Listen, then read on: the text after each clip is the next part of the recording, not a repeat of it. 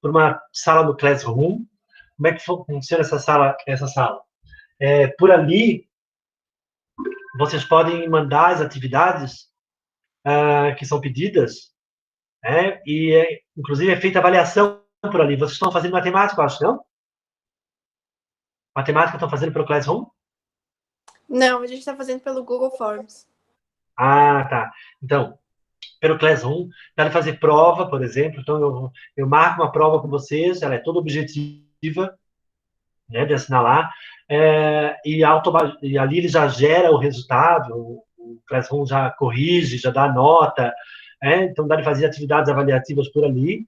A gente vai precisar das atividades avaliativas porque a gente não sabe quanto tempo vai ficar à distância ainda, então a gente tem que avançar nesse processo de avaliação, tá?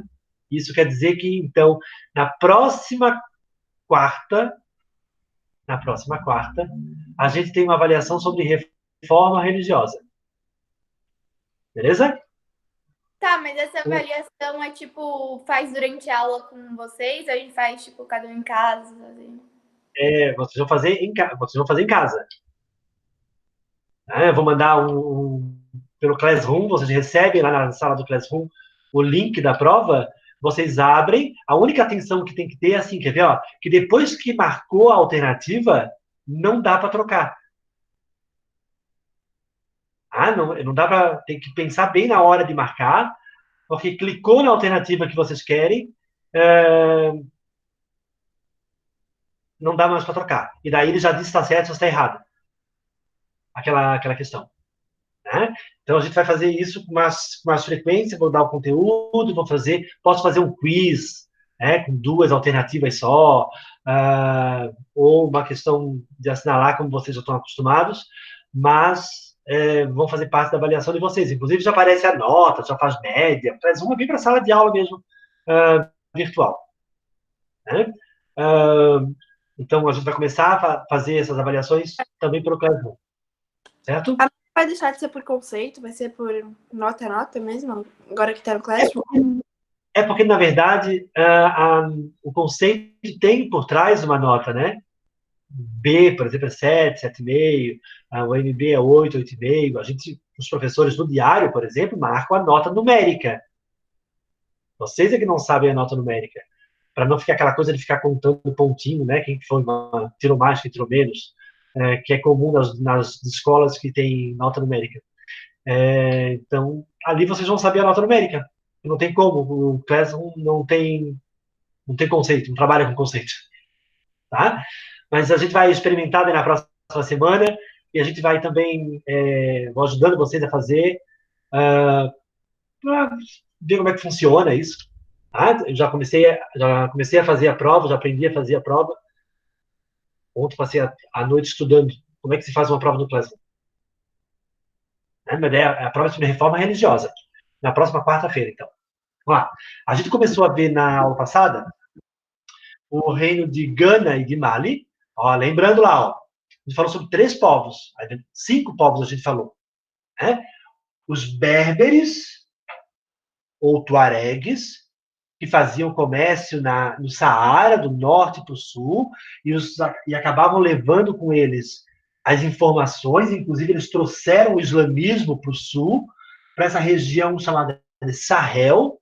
O Sahel é uma região fértil embaixo do deserto do Saara, e que possibilitou a formação de algumas sociedades. A gente começou a estudar algumas dessas sociedades. Entre elas, Gana. Gana, a mais antiga delas, lá pelo ano 300, 2 povos, olha lá, os Magás e os Soninquês. Os Magás e os Soninquês vão se fixar ao longo do rio Senegal em Níger e vão formar várias aldeias. Essas aldeias vão se juntar por causa de ataque externo, inclusive, elas vão se juntar para se defender do ataque de outros povos, que tem muitos outros povos na África subsaariana, para se defender. Os Magás e os Soninquês vão se juntar e vão formar um reino, chamado de Reino de Gana, que foi governado pelos Magás durante muito tempo e depois passou a ser governado pelos Soninquês, que são islâmicos, que se islamizaram. E era conhecido como o Reino do Ouro, porque ficava bem no caminho do comércio do ouro e do sal. Então, ali era feito o comércio entre o ouro e o sal, o ouro da floresta e o sal do deserto. Ali eram feitas essas trocas. O sal era importante por conta da conservação da comida, né? Era um produto muito raro, uma especiaria, e acabou gerando muita riqueza para o reino de Gana, que tinha inclusive duas capitais. Eu lembro que eu falei na aula passada, né? Onde ficava o rei, que era a capital política, e uma que era a capital econômica, onde fazia o comércio. E esse reino vai durar até 1250. Tá? Por volta do ano 1000, mais ou menos, o ouro da floresta já começa a entrar em esgotamento, já não tem tanto ouro. E daí o comércio vai diminuir no reino de Gana, eles começam a entrar numa crise econômica, e isso possibilitou o ataque de quem? Alguém lembra? De que povo? Alguém lembra como é que é o nome do povo que vai atacar o reino de Gana? Berberes. Foram... Ah, não, era o... Era aqueles outros. Não é. Não é. Os Almorávidas. Os Almorávidas. Ó, É esse. os Almorávidas. Lembra que é um povo, ó, ele é islâmico, porque tem Al, né? Os Almorávidas vão atacar o reino de Gana e vão dominar o reino de Gana.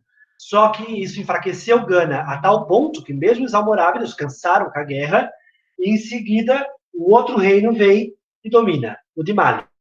E daí a gente estudou o reino de Mali. Que o Sundiata Keita, que tem várias aldeias também. Tinha aldeias de Sosso e de Mandinga. O difícil nessa parte da África é saber o nome dos povos, tá? Geralmente é aí que os alunos se complicam. Tem os Sossos e os Mandingas em Mali. E o Sundiata Keita era um líder Mandinga, que vai dominar os Sossos e vai formar Mali. E depois, aproveitando da fraqueza do reino de Gana, por conta da guerra, vai dominar o reino de Gana e vai formar um império. Oi? Por favor, faz um esquema. Fica muito difícil ter nada escrito no caderno. É que, tipo, eu prefiro escrever. E se eu não escrever, eu não vou conseguir fixar na minha cabeça. Eu faço um esquema depois. Você se acostuma com o meu esquema, hein? Depois reclamo de copiar do quadro. Eu faço o esquema e mando a foto no grupo do WhatsApp. Tá? Pode ser? Combinado? Vamos lá. E daí a gente falou do reino de Mali, então, que vai dominar Gana. Esse reino de Mali o Sundiata Keita vai se islamizar para poder entrar nesse comércio aqui, ó, dos tuaregues, que eram todos islâmicos. O Sundiata Keita vai se islamizar, ele foi esperto, né? Porque os islâmicos têm essa coisa da irmandade, de trazer o outro para próximo, né? Então, para poder ser aceito no comércio saariano, comércio transsaariano, eles chamam, além do Saara, né? O Sundiata Keita se islamiza e o reino de Mali vai enriquecer muito, tanto que o Sundiata Keita troca a capital, que era no norte, para o sul, do reino, para não sofrer um ataque dos berberes e perder tudo ali. Esse reino vai durar bem menos tempo, ele dura só 250 anos, bem menos do que o reino de Gana, mas tem um rei que ganhou tanto ouro que teve um rei chamado Mansa Musa. Vocês não precisam gravar esse nome, né? Mansa Musa é aquele que resolveu ir até a Caaba, é islâmico, como todo islâmico, ele foi até a Caaba e levou um monte de ouro junto com ele. Quando parou no Egito, ele distribuiu o ouro no Egito. Tinha tanto ouro circulando no Egito, vindo do Império de Mali, que teve uma inflação. O preço do ouro baixou no Egito nessa época do Mansa Musa, quando ele foi até a Caaba. Ele chegou até a Caaba, ele surpreendeu os orientais lá da região do deserto da Arábia, porque ele chegou com uma comitiva riquíssima, tá? Até a Caaba, de um reino que eles nem conheciam, nunca tinham ouvido falar, que ficava além do deserto. Onde é isso? Não sei. É além do deserto do Saara. A gente hoje sabe que é no Sahel, essa região aqui. E daí ficou como tarefa vocês responderem aquelas questões. Cadê a minha barra? responderem as questões sobre os vídeos e a aula passada. Eu vou trocar a minha tela aqui, então eu não consigo mais ver vocês. Deixa eu ver, cadê? Aqui. Vou compartilhar com vocês a minha tela. Vamos lá. Estão vendo aí, né? Aqui. Que povos fizeram parte do reino de Gana? Acabei de falar. 2 povos. Quem foi? Mangás e soniquês. Mangás e soniquês. Magás e soniquês. Soniquês. Ó, esses aqui, ó, islâmicos, esses politeístas, tá? Mas eles eram bem tolerantes com relação à religião. E até o islamismo deles era um islamismo sincrético, misturado com um pouco de religião africana, assim. É uma coisa meio doida. Henrique, tá com o caderno aí? Tô. Henrique? Tá com o caderno aí? Tô, André. Fez a tarefa? Sim. Beleza. O que possibilitou o domínio de Mali sobre Gana? O que aconteceu que Mali conseguiu dominar Gana, Henrique? O que tu acha? Eu botei o camelo que usaram isso trouxeram. Eles conseguiram atravessar o deserto do Saara. Quem tem outra resposta? Eu coloquei a guerra contra os Almorávidas. A guerra de Gana contra os Almorávidas enfraqueceu. E também o povo não era preparado para a guerra. Tipo, eles não tinham equipamentos e tal. Ótimo, vamos lá. A guerra de Gana contra os Almorávidas enfraqueceu o reino, que nem era muito militarizado. Não tinha um exército muito grande. Aqui, Grazi, como é que funciona isso? Lembra que eu falei na aula passada que os historiadores não têm muita certeza se Gana era um reino ou se era um império? Tem uma discussão dos historiadores se Gana é um reino ou um império. Por quê? Porque Gana nunca avançou, nunca aumentou de tamanho. Se Gana não aumentou muito de tamanho, é sinal de que eles não eram um reino imperialista, não era um reino que dominava. Então, ele era um reino, não um império. Já Mali, não. Mali se formou Mali e depois dominou Gana, então virou um império. Tá? Então não era um reino muito militarizado, não tinha um exército muito grande. Então, isso facilitou a dominação. A pergunta é, por que Mali dominou Gana? Gana estava fraca por causa da guerra contra os Almorávidas e, além disso, não tinha um exército tão bem preparado quanto o de Mali, e isso facilitou a dominação. Então, um reino com mais de 1000 anos. Né? Gana tinha mais de 1000 anos. Aliás, quase 1000 anos. Fala, B. André, eu fiz a tarefa com a ajuda do meu avô, né? E ele falou, ele me deu meio que uma aula sobre Gana e Mali. Ele me falou que o Mali pôde dominar Gana porque a Gana estava se fragmentando, assim, mais ou menos. Por conta da guerra, esses povos que eram dominados pelos soninquês, por exemplo, numa guerra, quando os Almorávidas vêm, numa guerra, a tendência é se juntar. Então, eles se juntam num primeiro momento para se defender dos Almorávidas. Quando eles foram dominados pelos Almorávidas, as aldeias não aceitam a dominação almorávida e começam a se separar. Os soninquês de uma aldeia, os mangás de outras, eles acabam se separando. Isso fragmenta, isso fragiliza o reino de Gana. Como eles não estão mais juntos, sob o domínio de uma pessoa só, isso facilita a dominação do reino de Mali. Tá certo? A pessoa que falou isso tá certa. É um outro jeito de falar o que a gente está falando. Né? O que enfraqueceu? Enfraqueceu a guerra contra os Almorávidas. E os dominados pelos Almorávidas se recusam a aceitar os Almorávidas e vão se separando, vão se fragmentando. Um lugar fragmentado é mais fácil de dominar. Né? Se fossem todos juntos, seria mais difícil. Mas como está fragmentado por conta da guerra, por conta dos Almorávidas que eles não aceitam, isso facilita a dominação. Mali passou um rodo, foi rápido, no reino de Gana. Vamos lá. A C. Yuri, quem eram os berberes e por que são considerados importantes do ponto de vista comercial e cultural? Como é que tu respondeu essa, Yuri?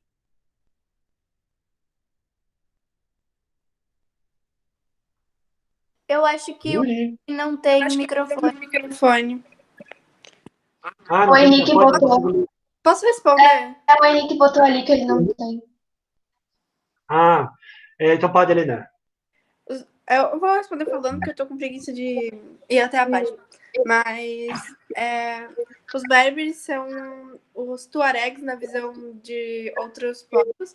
E eles são muito importantes porque eles faziam um comércio de sal e levavam informação e também levaram o islamismo até... Ai, não lembro onde foi, mas... Enfim. Até o reino de Mali.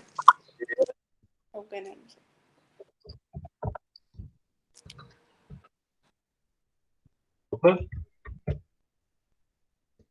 Eles eram um povo nômade. Isso. Ainda é, tá? Ainda existe. E ainda são nômades. Então, além do comércio, faltou um acento lá, e aqui também vai faltar, mas é para ser rápido. Além do comércio, levavam informações, era o jornal da época, do norte para o sul, e o islamismo.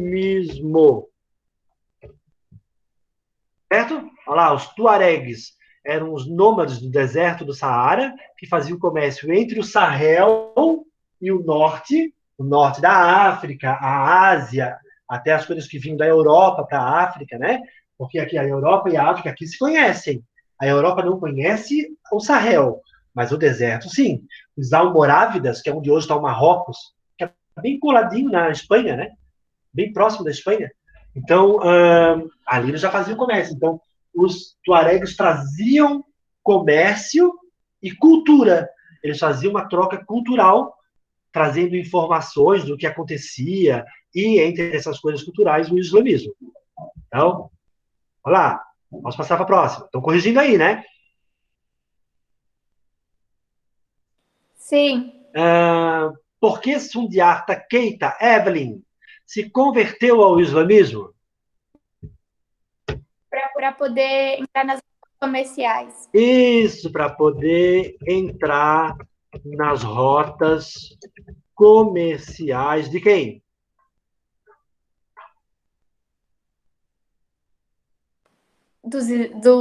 Ai, qual é o nome?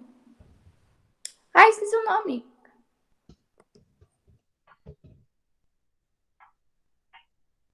Também esqueci. Alguém sabe? Acorda, procura luz. Olha, o nome eu não lembro. Tuaregs, ou dos berberes, tá? Para poder entrar nas rotas comerciais dos tuaregs. Então, para poder fazer comércio ali no deserto do Saara. O Sundiata Keita se islamiza. Depois, sobre o reino de Mali, Kian, quem que eram os griots e qual a importância deles para os malineses? Tá. Griot era um contador de história e era importante porque sabia as histórias de dentro da cultura deles. Isso era passado de geração em geração e essa cultura era mantida oralmente. Isso.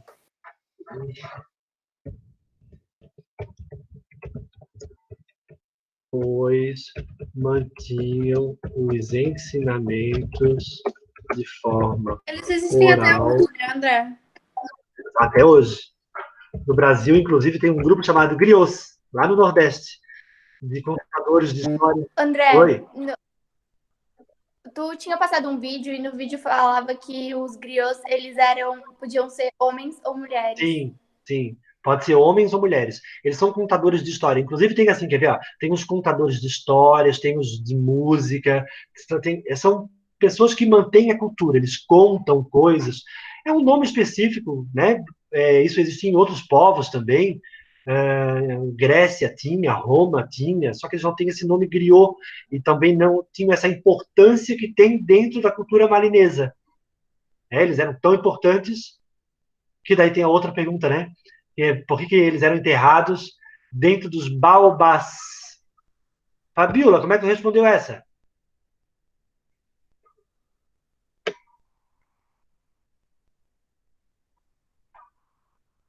Fabiola?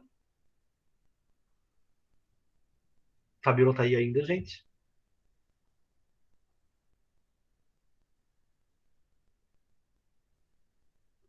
Cadê a Ela Fabiola? tá.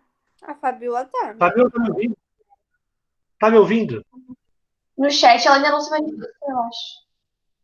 Ela botou oi no chat. E ela tem microfone porque ela sempre fala. E também ela não desligou o microfone de ninguém, né? Por enquanto. Oi, Fabiola, tô te vendo. Cadê ela? Como é que tu respondeu essa? Tá sem microfone hoje? Ana, como é que tu respondeu essa? Daí. Ana Clara Salimem. Por que os griots eram enterrados dentro dos baobás?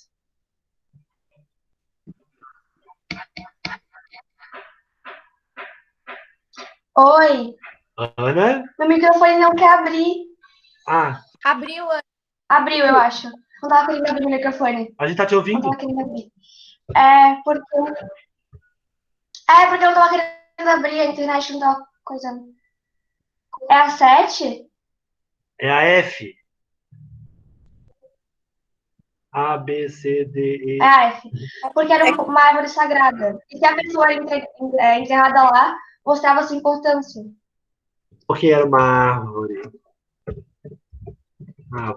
sagrada, importante para os malineses, assim como os griots. Uma árvore até feia, né? Tem um tronco bem grandão e uma copa bem pequenininha, mas é considerada uma árvore sagrada para esse povo. Depois, Arthur, por que a capital de Mali foi mudada para Niamey, lá no sul? Eu não fiz ainda isso. E a próxima, tu fez? Tu não fez Eu fiz. exercício ainda? Arthur, tu tivesse 2 semanas, eu já briguei com vocês. Não. Esse fiz eu não lembro. Semana passada, por causa disso. Você fez? Mas onde é que está o teu caderno? Tu não está com o teu caderno aí na mão?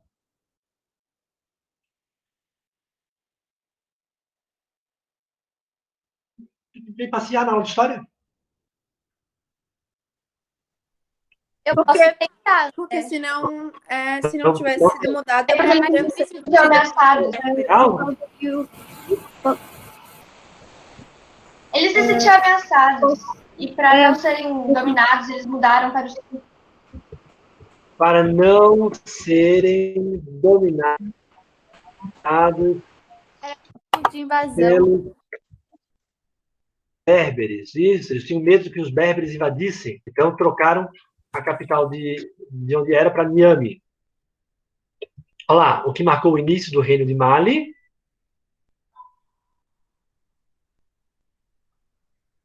Como é que Mali começa?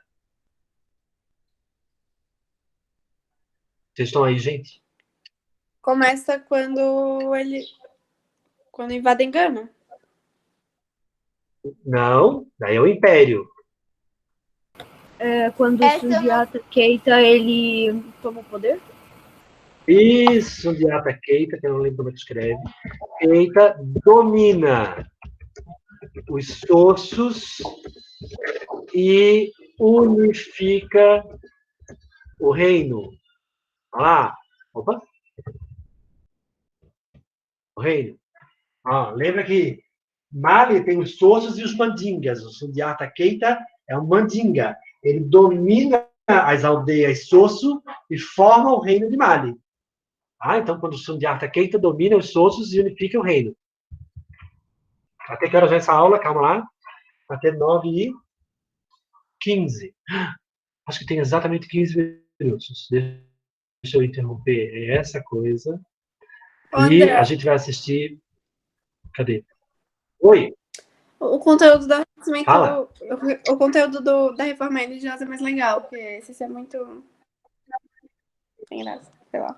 Esse é cheio de detalhe, né? Esse é cheio de detalhe. Mas é bom de aprender a África. Ô, André.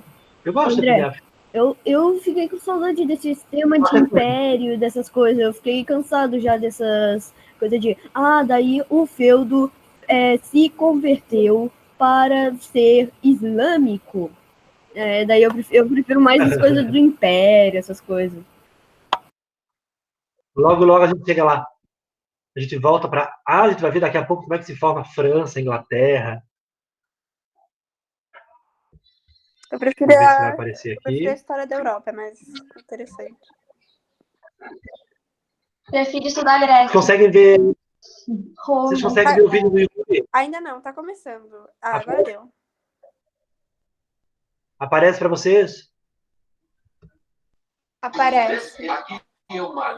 Sim. De areia, sal. Desde criança eu sonhava com essa parte da África. Mas Mali é mais do que o Saara. Seu grande rio Níger flui por culturas singulares que refletem seu passado lendário. Dos arredores de Timbuktu, portal do Saara, eu sou o Atioupier, viajando aos extremos. This is travels to the edge. Travou? A imagem parou uns 5 segundos para mim. O áudio é muito ruim, André. O áudio tá baixo?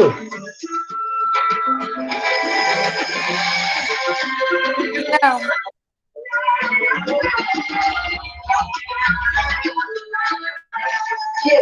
Novos sistemas, distribuição, sinapse. Mali, deserto do Saara. Mali é um país com muitas regiões diferentes e diversas culturas. Ele é o 7º maior país do continente africano. Cercado por terra, ele segue desde o subtropical Vale do Rio Níger ao sul até o árido deserto do Saara ao norte. Começaremos nossa jornada nas colinas de rocha do país Dogon. Depois desceremos até o Vale do Rio Níger, antes de irmos para o norte, para o Saara, passando por Timbuktu.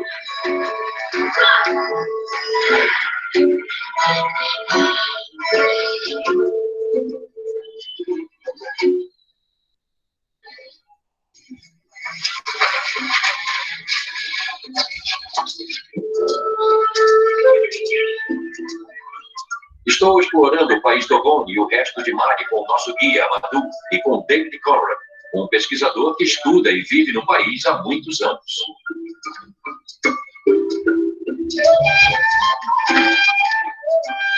As construções literalmente se mesclam a essa colina. Não dá nem para vê-las à distância. Pense nos séculos que levaram para a pedra natural ser esculpida dessa forma. E eles tiveram que subir com todo esse barro.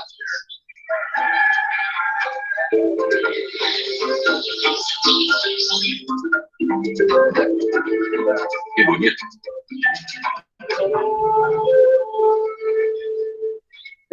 É um santuário interno e tanto. Uma fortaleza Dogon representativa. É muito protegido. Como aconteceu das pessoas viverem aqui? Não é mais fácil nas planícies com vegetação? Mais fácil, mas não tão seguro. No início, vieram para cá, fugindo do comércio de escravos. Eles não eram muçulmanos e eram presa fácil para os poderosos muçulmanos das regiões vizinhas. Então vieram para cá para se esconder.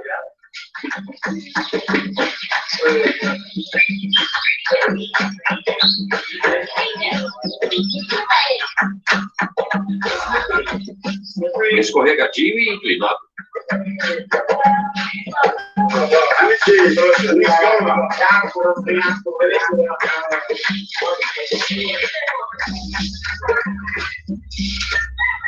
Estamos em uma vila Dogon e o sol ainda não nasceu sobre as escarpas. Tudo está banhado numa luz suave. Um pouco de fumaça e uma luz fraca dão uma bela foto artística e singular.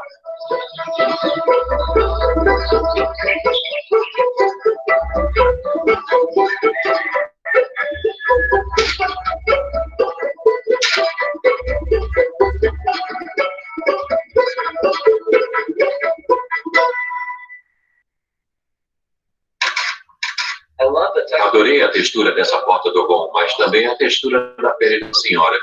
Ambas contam uma história de um ambiente muito duro.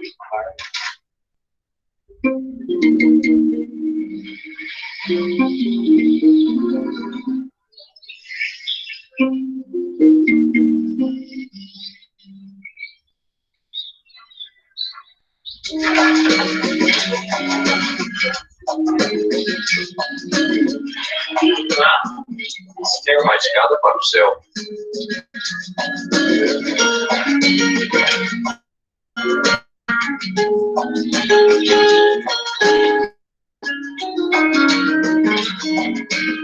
Rápido.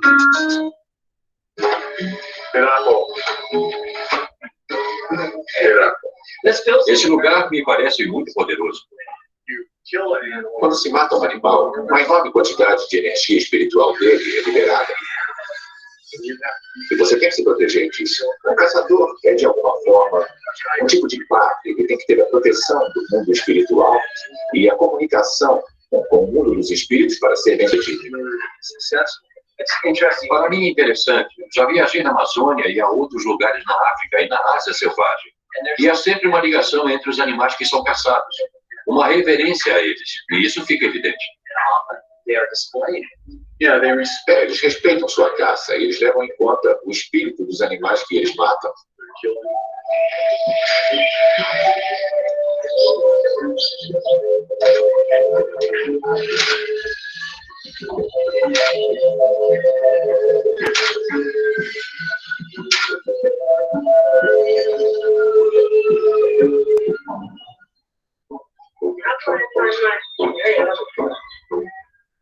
Viemos a uma vila vizinha onde fomos convidados a assistir uma dança coletiva tradicional Dogon.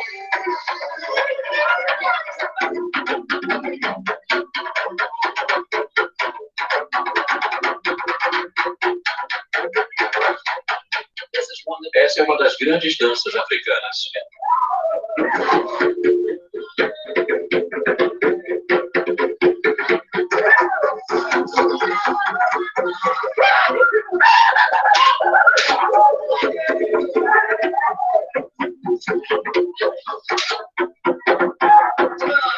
O que está acontecendo? É bonito. Me diga algo sobre o que estou fotografando. Temos os dançarinos refletindo essa espiritualidade penetrante da cultura Dogon e também a incrível escultura da cultura Dogon, que é famosa em todo o mundo. E as esculturas se originam de sua percepção dos espíritos e vêm para dançar o Dama, ou os funerais. Eles pertencem ao reino dos mortos.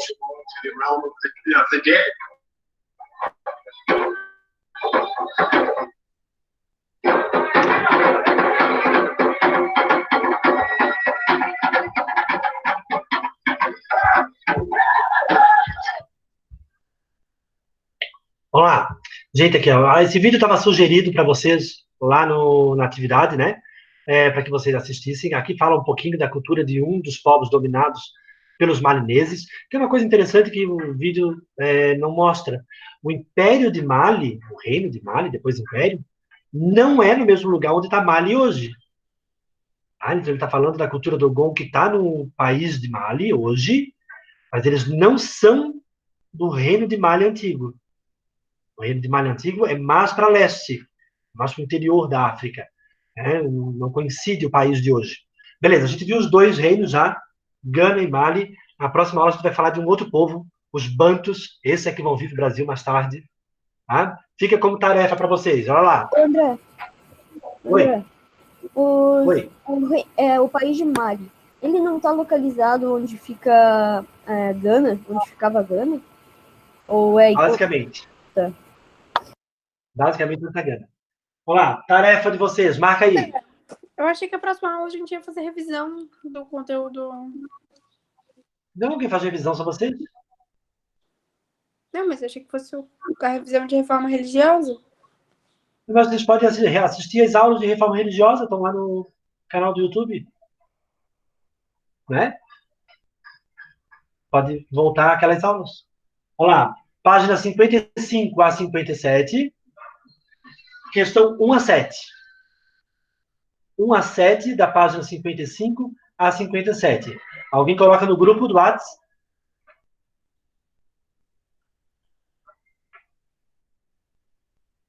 Certo? Gente, então, por hoje é só. A gente se vê na próxima sexta-feira agora, né? São 2 aulas. Sexta-feira, então, tarefa pronta. Certo? Todos, hein? Tarefa em mão. Fechou. Pode deixar. Fechou? Pode deixar. Deixar. Prazer revê-lo. Abraço a todos. André, pera. Oi. Eu tenho sobre esse cronograma. Por que hoje tem 4 aulas? Ah, eu não sei, tem que ver com a Cíntia. Vocês vão começar a ter mais aulas. E menos Oi.